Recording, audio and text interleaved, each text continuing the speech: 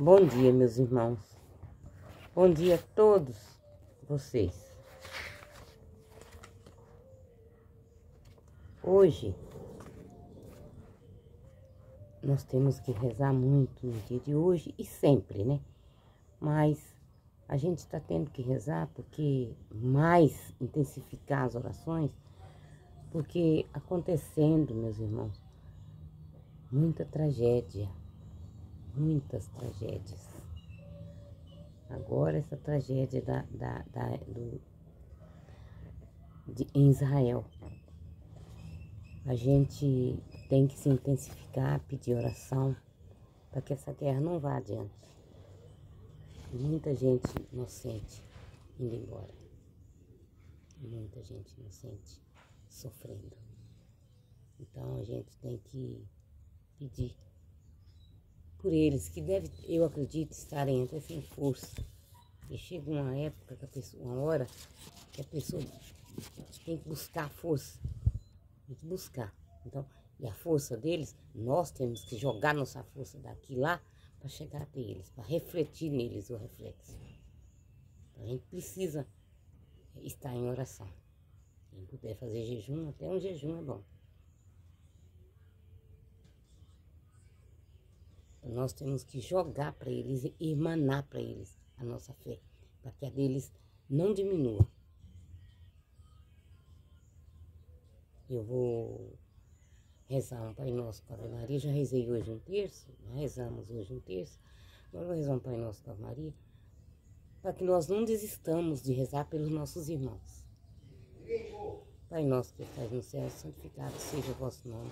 Venha a nós o vosso reino, seja feita a vossa vontade, assim na terra como no céu. O pão nosso de cada dia nos dai hoje. Perdoai as nossas ofensas, assim como nós perdoamos a quem nos tem ofendido. E não nos deixeis cair em tentação, mas livrai-nos do mal. Amém.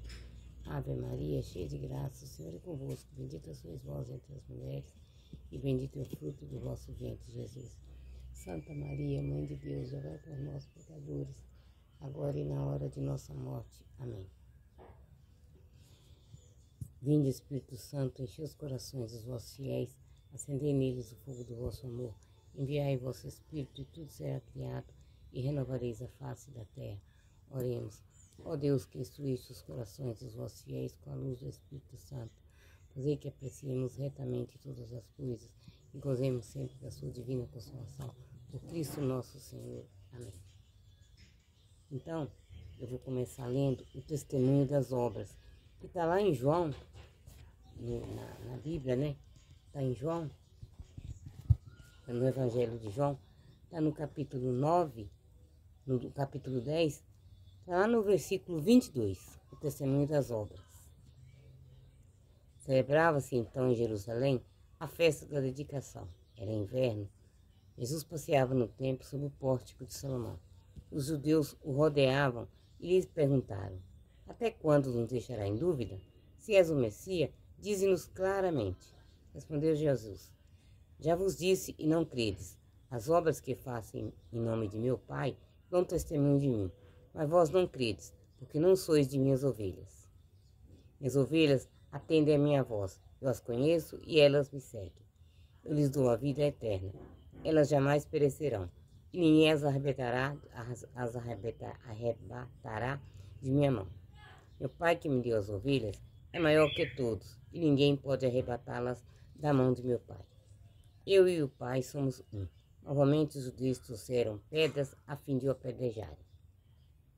Jesus respondeu-lhes: eu vos mostrei minhas boas obras, vindas de meu Pai. Por qual delas quereis agora apedrejar-me?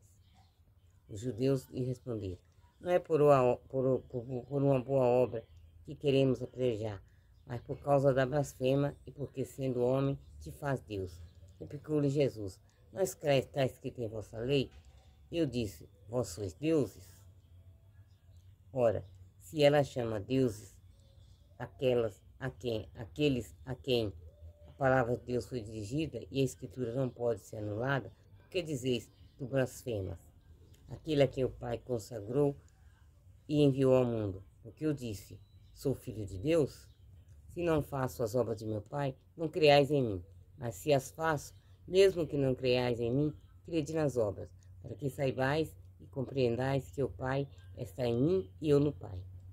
Procurava de novo prendê-lo, mas ele livrou-se das mãos dele. Retirou de novo ao outro lado do Jordão, onde antes ele batizava, e ali permaneceu. Muitos vieram ter com ele e diziam: na verdade, João não faz milagre algum, mas tudo o que disse desse homem era verdade. E muitos ali creram nele. Ressurreição de Lázaro. Estava doente certo Lázaro de Betânia, aldeia de Maria e de Marta, sua irmã. Maria era aquela que ungiu o Senhor com bálsamo e lhe enxugou os pés com os cabelos. Seu irmão Lázaro é que estava enfermo. Suas irmãs mandaram este recado a Jesus: Senhor, aquele que amas está doente. Ao ouvir o recado, Jesus disse: essa doença não leva à morte, mas é para a glória de Deus. Por quê? Mas é para a glória de Deus, para que por ela seja glorificado o Filho de Deus. Jesus amava Marta, sua irmã Maria e Lázaro. Depois de saber que Lázaro estava doente, ficou ainda 2 dias no lugar onde estava. Depois disse aos discípulos: vamos novamente à Judéia.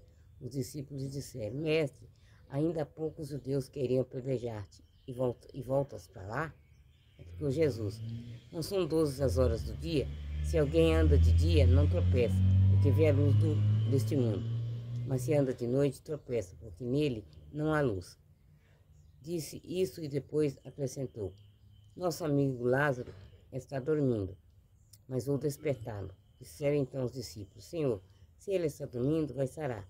Jesus estava falando de sua morte, mas eles pensaram que falava do repouso do sono.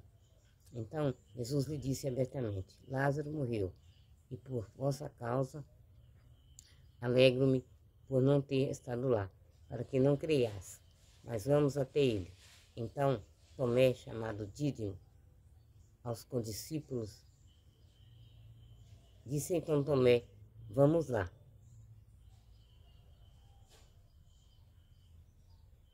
Disse então Tomé, chamado Dídimo, aos condiscípulos: vamos também nós para morrer com ele.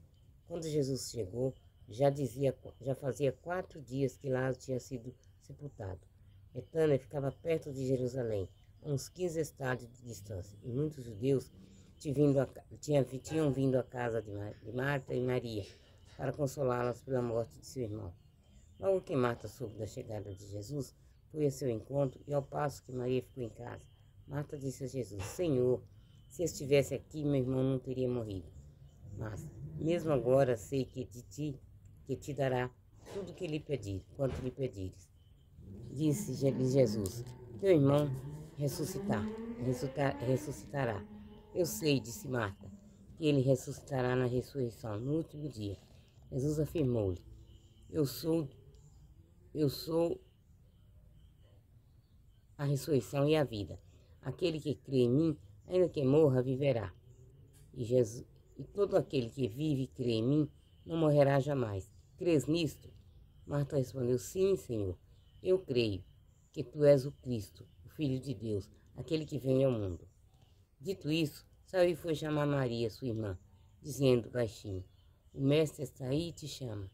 Ela, ouvindo isso, ergueu-se rapidamente e saiu ao encontro dele. Jesus ainda não tinha entrado na aldeia, mas estava no mesmo lugar onde Marta lhe viera ao encontro. Os judeus que estavam na casa com Maria e a consolavam, vendo a pressa com que se erguera e saíra, acompanharam-na, pensando que se dirigia ao sepulcro, para ali chorar. Chegando Maria, onde Jesus estava, ao vê-lo, caiu aos pés e disse: Senhor, se tivesse estado aqui, meu irmão não teria morrido. Vendo-a chorar também os judeus que vinham com ela, Jesus ficou profundamente comovido e conturbado, e disse: Onde o colocaste? Responderam-lhe: Senhor, vem e vê. Jesus chorou. Então os judeus comentaram: Vede como ele o amava? Mas alguns deles disseram: Ele que abriu os olhos ao cego, não poderia ter impedido que ele morresse? Jesus ficou de novo profundamente emocionado e foi até o sepulcro. Era uma gruta fechada por uma pedra. Ordenou Jesus: retirai a pedra. Marta, irmã do morto, lhe disse: Senhor, ele está cheirando mal, pois já faz 4 dias. Jesus respondeu-lhe: Não te falei que, se acreditares, verás a glória de Deus? Retiraram então a pedra. Jesus ergueu os olhos para o alto e disse: Pai, eu vos agradeço porque me ouviste. Eu sabia que sempre me ouves, mas falo assim por causa da multidão que me rodeia, para que creiam que vós me enviaste. Depois dessas palavras, exclamou com voz forte: Lázaro, vem para fora. O morto saiu, suas mãos e pés estavam atadas com faixas e seu rosto coberto por um sudário. Jesus lhe disse: Desamarrai-o e deixai andar. Muitos dos judeus que tinham ido à casa de Maria e presenciado o que Jesus fizera, acreditaram nele.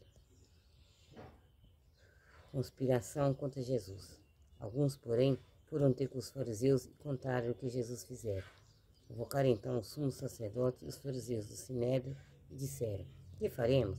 Pois este homem está fazendo muitos sinais. Se o deixamos continuar assim, todos quererão nele. Virão os romanos e destruirão o nosso lugar santo e nossa nação. Um dele, Caifás, que era sumo sacerdote naquele ano, disse: Vós não entendeis nada. Não compreendeis que vos convém que um só morra pelo povo, em vez de parecer toda a nação? Ora, ele não disse isso por si mesmo, mas, sendo o sumo sacerdote naquele ano, profetizou que Jesus havia de morrer pela nação. E não só pela nação, mas também para reunir na unidade os filhos de Deus que andavam dispersos. Portanto, a partir daquele dia, resolveram matá-lo. De sorte que Jesus já não andava em público entre os judeus, mas retirou-se para a região vizinha do deserto, uma cidade chamada Efraim, e aí permaneceu com seus discípulos. Expectativa em Jerusalém. Ora, estava muito próxima a Páscoa dos judeus, e muitos daquela região subiram a Jerusalém para se purificarem. Procuravam, pois, a Jesus e diziam uns aos outros: Estando no templo, que vos parece? Será que ele não vem à festa? O sumo sacerdote e os fariseus tinham dado ordens para que, se alguém soubesse onde ele estava, o denunciassem a fim de o prenderem. Palavra do Senhor. Graças a Deus. Eu vou parar agora, mas eu volto daqui a pouco com mais uma leitura.